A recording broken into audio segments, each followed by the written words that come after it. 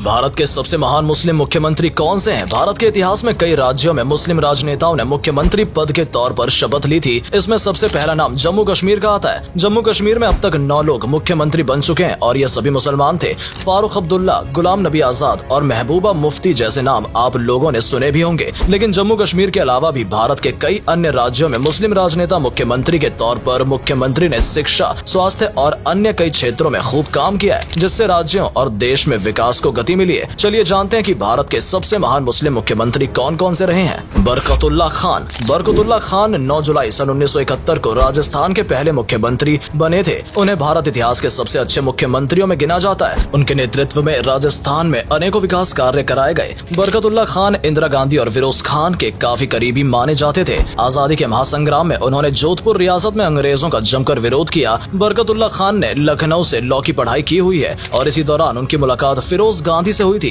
सन 1971 में वो लंदन में थे और इंदिरा गांधी ने उन्हें फोन करके जानकारी दी थी कि आपको राजस्थान का मुख्यमंत्री बनाया जा रहा है। कहा जाता है कि बरकतुल्ला खान इंदिरा गांधी को भाभी कहकर संबोधित किया करते थे। 11 अक्टूबर 1973 को हार्ट अटैक के कारण उनकी मौत हो गई थी और अपने अंतिम समय तक वो राजस्थान के मुख्यमंत्री रहे। करीब 25 महीनों तक उन्होंने ये कार्यभार संभाला था। आज भी बरकतुल्ला खान को राजस्थान के चाणक्य के तौर पर याद किया जाता है। अब्दुल गफूर खान 2 जुलाई 1973 को बिहार के मुख्यमंत्री बने थे और 11 अप्रैल 1975 तक वे सूबे के मुख्यमंत्री बने रहे। उन्हीं के कार्यकाल में संपूर्ण क्रांति की शुरुआत हुई थी। बाद में नीतीश कुमार ने बिहार से संपूर्ण क्रांति ट्रेन चलाने की भी शुरुआत की थी। अब्दुल गफूर खान का राजनीतिक सफर अलीगढ़ मुस्लिम यूनिवर्सिटी से शुरू होता है। भारत को आजाद कराने में भी उन्होंने अहम भूमिका निभाई थी और आंदोलन में भाग लेने के कारण उन्हें जेल में भी भेजा गया था। सन 1952 में पहली बार वे विधायक चुने गए। लंबे समय तक अब्दुल गफूर कांग्रेस से जुड़े रहे। राजीव गांधी के प्रधानमंत्री रहते हुए उन्हें मंत्रिमंडल में भी जगह दी गई थी। बिहार की राजनीति में आज भी अब्दुल गफूर खान का नाम याद किया जाता है। कहा जाता है कि उनके शासनकाल में छात्रों ने आंदोलन किया था, जिस कारण इंदिरा गांधी ने 1975 में देश में आपातकाल लागू कर दिया था। CH मोहम्मद कोया। भारत के महान मुस्लिम मुख्यमंत्रियों की सूची में मोहम्मद कोया का नाम भी आता है। वे जम्मू कश्मीर को छोड़ देश के पहले ऐसे गैर कांग्रेसी मुस्लिम मुख्यमंत्री थे।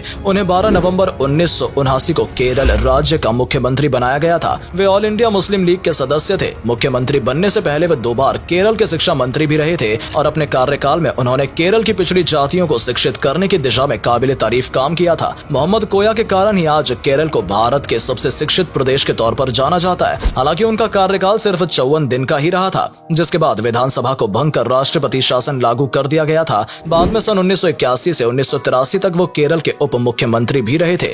MO हसन फारूक मैरिकर। मोहम्मद हसन फारूक 9 अप्रैल सन 1967 को पहली बार पांडिचेरी के मुख्यमंत्री बने थे। उस समय उनकी उम्र केवल 29 साल थी और आज भी वे भारत के इतिहास में सबसे कम उम्र में मुख्यमंत्री पद की शपथ लेने वाले राजनेता के तौर पर जाने जाते हैं। उन्होंने कुल 3 बार पांडिचेरी के मुख्यमंत्री पद की शपथ ली थी। भारत की आजादी के बाद भी पांडिचेरी लंबे समय तक फ्रेंच कॉलोनी में बना हुआ था। एक छात्र नेता के तौर पर हसन फारूक ने फ्रांसीसियों का जमकर विरोध किया था। अपने कार्यकाल के दौरान उन्होंने पांडिचेरी में कई हॉस्पिटल और कॉलेज का निर्माण कराया। लंबे समय तक वे पांडिचेरी विधानसभा के स्पीकर भी रहे। वे 2 बार कांग्रेस पार्टी की ओर से लोकसभा सांसद भी चुने जा चुके हैं। 25 सालों तक वे हज कमेटी के सदस्य रहे थे। केंद्रीय मंत्रिमंडल में उन्हें टूरिज्म और एविएशन मंत्रालय की जिम्मेदारी सौंपी गई थी। साल 2004 में हसन फारूक को सऊदी अरब में भारत के राजदूत के तौर पर नियुक्त किया गया था। इसके बाद वे झारखंड और केरल के गवर्नर भी बनाए गए। झारखंड में भ्रष्टाचार के खिलाफ वे कई आंदोलन का हिस्सा भी रहे। मोहम्मद अलीमुद्दीन। मणिपुर को एक राज्य का दर्जा मिलने के बाद सबसे पहले मोहम्मद अलीमुद्दीन को ही प्रदेश का मुख्यमंत्री बनाया गया था। 23 मार्च 1972 को पहली बार अलीमुद्दीन ने मणिपुर के मुख्यमंत्री पद की शपथ ली थी। इस दौरान उनका कार्यकाल 1 साल तक का रहा था। इसके बाद सन 1974 में वो दूसरी बार मणिपुर के मुख्यमंत्री बने। अलीमुद्दीन की गिनती मणिपुर के सबसे कदावर नेताओं के रूप में की जाती है। वे लगातार 7 बार विधायक रह चुके हैं। उनका कार्यकाल भले ही बहुत लंबा नहीं रहा, लेकिन उन्होंने मणिपुर के विकास को एक गति प्रदान की और राज्य को एक नई पहचान दिलाने में अहम भूमिका अदा की। अलीमुद्दीन ने ही मणिपुर में पहले मेडिकल कॉलेज और पहली यूनिवर्सिटी की स्थापना की थी। साथ ही मणिपुर लॉ कमीशन और मणिपुर पब्लिक सर्विस कमीशन लाने का श्रेय भी उन्हें ही दिया जाता है। अलीमुद्दीन को आधुनिक मणिपुर के आर्किटेक्ट के तौर पर भी जाना जाता है। एक मुख्यमंत्री के अलावा वे मणिपुर विधानसभा के स्पीकर और वित्त मंत्री के तौर पर भी अपनी सेवाएं प्रदान कर चुके हैं। अब्दुल रहमान अंतुले। 9 जून 1980 के दिन अब्दुल रहमान अंतुले ने महाराष्ट्र के 8वें मुख्यमंत्री पद की शपथ ली थी। वे महाराष्ट्र के इतिहास में एकमात्र मुस्लिम मुख्यमंत्री रहे हैं। अंतुले का नाम देश के उन चुनिंदा राजनेताओं में आता है जिन्होंने अपने जीवन में 60 सालों से अधिक समय तक राजनीति की। अंतुले कांग्रेस के सबसे कद्दावर नेताओं में से एक माने जाते थे। वे मुख्यमंत्री कैसे बने, इसका एक बेहद ही रोचक किस्सा है। एक बार इंदिरा गांधी ने उन्हें किसी बात पर मशवरे के लिए बुलाया था। इस पर अंतुले ने इंदिरा गांधी से कहा था कि मुझे मुख्यमंत्री बना दो, मैं करके दिखा दूंगा। और इंदिरा गांधी को उनका धाकड़ अंदाज बेहद ही पसंद आया और इनाम के तौर पर उन्हें मुख्यमंत्री की कुर्सी पर बैठा दिया गया। अंतुले लंबे समय तक ऑल इंडिया कांग्रेस कमेटी के जनरल सेक्रेटरी भी रहे हैं। वे लोकसभा के सांसद भी रह चुके हैं। अंतुले महाराष्ट्र के पहले मुस्लिम कानून मंत्री भी रहे थे। वहीं केंद्र सरकार में वो स्वास्थ्य मंत्री और अल्पसंख्यक मंत्रालय की जिम्मेदारी संभाल चुके हैं। स्वास्थ्य मंत्री रहते हुए उन्होंने भारत को पोलियो मुक्त कराने की दिशा में कई महत्वपूर्ण फैसले लिए थे।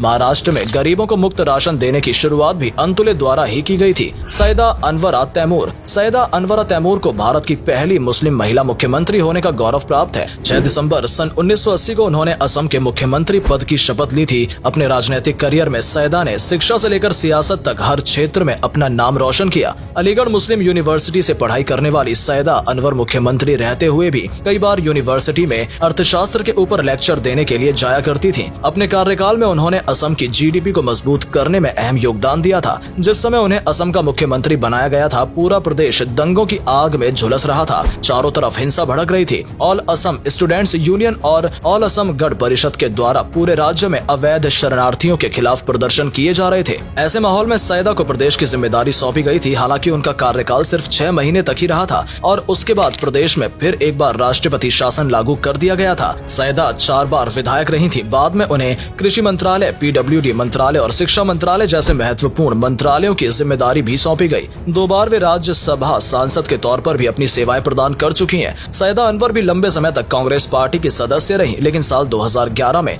उन्होंने कांग्रेस पार्टी छोड़ मौलाना बरुद्दीन अजमल की ऑल इंडिया डेमोक्रेटिक पार्टी का दामन थाम लिया। तो दोस्तों, ये है भारत इतिहास के सबसे महान मुस्लिम मुख्यमंत्री जिन्होंने राज्य स्तर से लेकर नेशनल लेवल तक देश के विकास में अहम योगदान दिया। आज भारत जिस मुकाम पर खड़ा है उसमें सभी धर्मों के लोगों का विशेष योगदान रहा है। लेकिन हैरानी की बात यह है कि जम्मू कश्मीर को छोड़कर 21वीं सदी में भारत को अभी तक कोई भी मुस्लिम मुख्यमंत्री नहीं बना पाया। दोस्तों, आपको क्या लगता है, भारत के कौन से राज्य से अगला मुस्लिम मुख्यमंत्री बन सकता है? अपना जवाब हमें कमेंट करके जरूर बताएं। वीडियो अच्छी लगी हो तो इसे लाइक और शेयर अवश्य करें। आज के लिए इतना ही। आपसे फिर मिलेंगे एक नई वीडियो के साथ।